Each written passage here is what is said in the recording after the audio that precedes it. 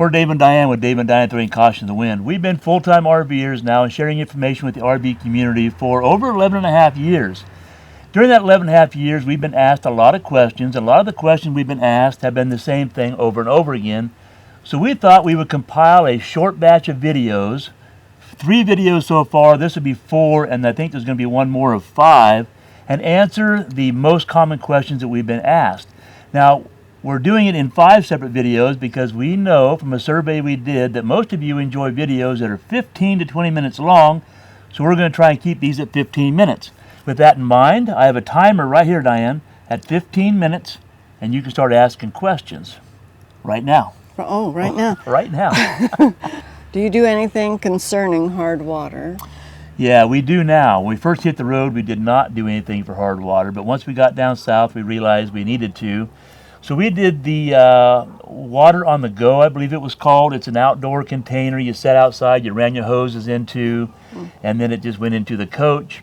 And you had to rejuvenate that every so often by putting table salt in it and running water through it to clean it. I'm lazy. I realized after a while that I didn't go out and regenerate the water softener as often as we needed to. So what we ended up doing then is we plumbed in a water softener. So we now have, just like in a house, we have a brine tank, we have an automated head. So like where we're at right now, every 400 gallons of water that goes through our coach, it automatically regenerates. It has a container for the salt, runs water through it, goes in and cleans out the tank, it rinses it, and it does it all at 2 o'clock in the morning while we're sleeping. So as soon as it hits 400 gallons that night at 2 o'clock, it regenerates our soft water tank. And that's what we do now. So yes, we do. Okay. And I think everybody should think about that because hard water is really tough on lines and your appliances. Okay? Do we sanitize our freshwater tank? Yeah, probably not as often as we should, but we do sanitize our freshwater tank. There's a ratio, most common I guess, is a 1/4 gallon of bleach to every 15 gallons of water that your freshwater tank will hold. So you do that solution, you get that water into your tank. Your specific RV will have ways to get that water in your tank, so follow those instructions. You want to make sure to either take the filters out of your filter systems or at least bypass the filters if you can, to follow the instructions from your RV manufacturer. But yeah, a quarter cup of bleach to every 15 gallons of water. Fill up your tank, let it sit overnight, drain it out, and then rinse it, and that's basically it. Yeah. Okay? Okay. How do we secure things to our walls? One way, UPS. and only one way. Oh, hey, we're going to take a break. Brown We have Santa. UPS coming, and we'll be right back. All right, we're back. Hey, look, the Brown Santa came and dropped off a security camera. There'll be a video on this coming up later, too. Okay, so sorry about that. We got interrupted with Brown Santa. What's the question now you're getting ready to ask? How do we secure things to our walls? Okay, yeah. So one way and one way only. Command strips? Command strips. That's all we use. That's all we use in the RV. Any RV we've ever owned, command strips are your friend. All right, next. Do we sanitize our fresh water tank? We just did that. Oh, we did. Yeah. Do we leave that? Do we use a surge protector? Yes, we do use a surge suppressor protector, and we recommend that everybody use one. You never know what kind of pedestals you're going to plug into around the country. We use one from Progressive Management, and it is a wired-in unit, and everything we've ever owned has always had the wired-in Progressive Management systems. If you don't want to go through the trouble of wiring them in, you can get ones that just plug into the pedestal, and then you plug in your cord from your RV into that unit. If you do that, just make sure that maybe you secure that to the pedestal in some way. Thievery nowadays has gone rampant, so just trying to find a way to keep it safe. They're not that cheap. So anyway, yes, we do use one and we recommend them. Oh, by the way, if you're interested, down in our Amazon store, there's a link down below in the description. It does show the unit that we do use, and if you do buy something from our Amazon store, we get a very small kickback, helps out the channel. There's our little thing for the day. Okay, Little tip. what's next? What do you do? What do you use for GPS? GPS. We use a Garmin RV770. Did I make a note on there, RV770? Yep. Okay, Garmin RV770. We've used that same unit for a number of years. We used it with the Class A motorhome. We've used it with both of our fifth wheels we have now. It's been a great unit. But there are a lot of good ones out there, but that's what we use. Do you plan your entire year? We do not plan our entire year. We've been on the road for 11 and a half years, as we mentioned, and one time in 11 and a half years have we planned our entire year. Excuse me, basically our entire year. And that's when we were leaving Arizona, headed up through Michigan and Vermont and New York and Maine and all the way down the east coast of Florida, and then back to Arizona for the winter. And because all the places we were going were going to be very touristy, we did reserve 6 months or more in advance, and we went that route. That was the first time we've done that. So this 11 and a half years in, we did that, 2 years ago? Yeah. And it felt like we were we were on a schedule. So it was almost stressful because we don't normally travel that way. But it was stressful. We had, we're going to be here for a week. We're going to be here 2 weeks. We're going to be here 4 days. And you were just on a routine. And if you wanted to change it, you had to change all your reservations. So is it our preferred way to travel? No. But yeah, so normally we don't plan a whole year. Next. How much money do you make doing YouTube videos, Dave? I think we had a similar question in a video before, but okay. We're small. We have, I think at the time of this video, 4,300 subscribers. We are small in the YouTube world, and we don't make a lot of money. We have never made over $100 on our YouTube channel from our YouTube videos. I think we've been as close as $95. Right now, in fact, I think it's the first month we might break $100. But something will happen. We won't break $100. If you give us thumbs up and leave comments and like our videos and all that kind of stuff, it helps us a lot. So, but we're small, under $100. And then we have we have our Amazon store, and we usually average $20 a month. Is pretty common. $25 a month we make on that. So, doing our YouTube channel does not make us financially sound. This is a hobby and something we do to help people. So anyway, that's it. Not much money. How do you handle medication prescriptions?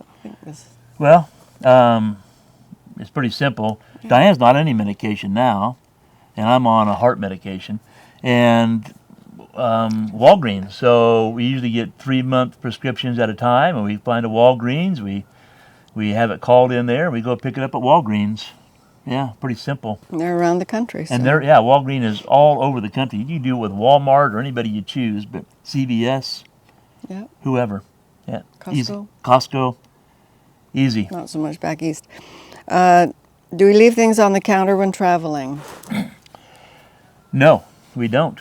Everything goes in a cupboard or it goes in the sink. Yeah, so we keep what do you put in the sink? The Berkey. Yeah, the Berkey. Coffee maker. Coffee pot.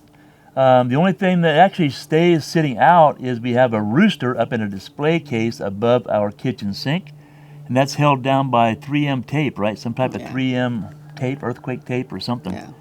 But that's it. Everything else gets put away. Nothing stays on the counter. Next. Why did we decide to live in an RV? To see the country. We like to travel. Diane's always been a traveler. When I retired, we wanted to see the country. And the easiest way to do that and really see the country, we felt, was to do it in an RV. Instead of living in a house and having to plan vacations. Nothing wrong with that. Plan vacations and drive somewhere and stay in hotels and not have your own bed and feel like you had a week vacation or 2 week or 3 week vacation. Everybody does it differently, but we're not rich, so we can't just go take off and stay in hotels for months on end. So an RV gave us a chance to go somewhere and hang out for a month, 2 months, a week, whatever we want to do. An RV got us places, and we could just roll around the country at our leisure.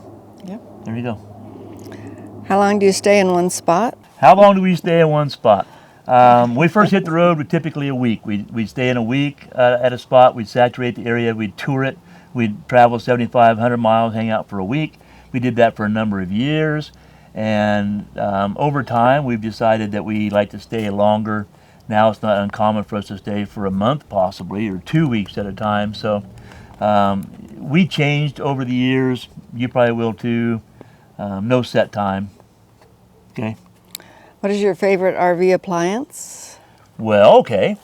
Major appliance, I would have to say we have a residential refrigerator. Yeah.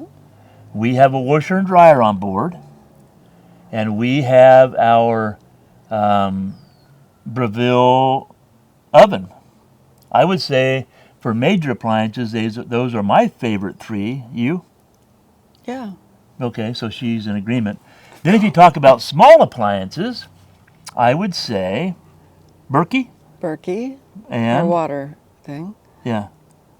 So Berkey. Yeah. Probably the Berkey. That's our favorite appliances. That's indoor appliances.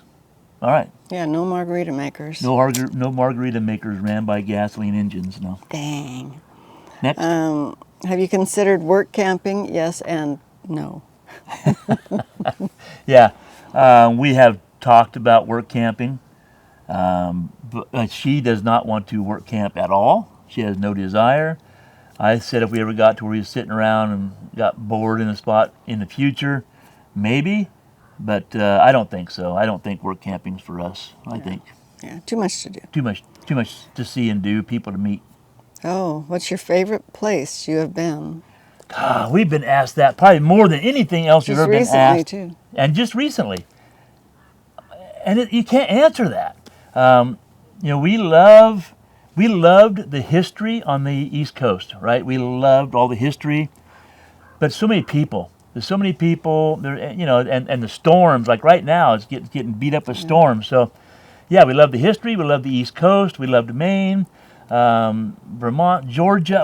All that we love. But and then you go to the east. We go out west. We love Oregon. We love Washington. We love the East Coast. We love the Midwest. We love camping out in the middle of the desert. Our favorite spot? Can't tell you. I don't think we could tell you. We bought a piece of RV property in Oregon. Maybe we still love Oregon. Yeah, well, we do. Yeah. Next. How's our time? Getting close. Okay. What do you do to keep your RV clean? Because in RV parks it's not easy to be able to wash your RV anymore with water. And we can't always have somebody come in and wash it for us because, $200-300 at a pop. We use Aero Cosmetics. It's a dry wash. I did a video on that sometime in the past. If I think about it, I'll put a link up here. You can go back and check it out. We use Aero Cosmetics. That's about the only thing. Maybe once a year the coach gets washed with water. Otherwise, always Aero Cosmetics.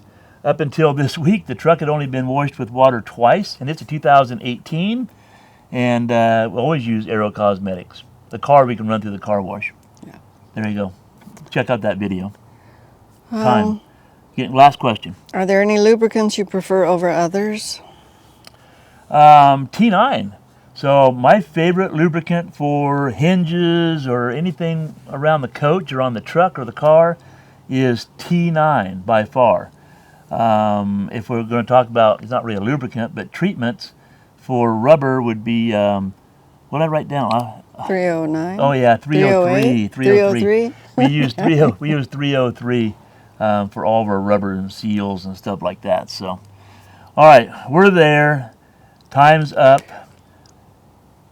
And we have to do at least one more video, so we'll do 5, a series of 5. Hopefully you'll check that out. Again, check out the link we shared before to check out the other videos.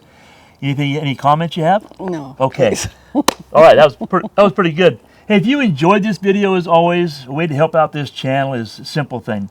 Give it a thumbs up. Leave a comment down below. Consider subscribing. That lets YouTube know that what we're doing is helping somebody in some way, fashion, or form, and that you enjoy it.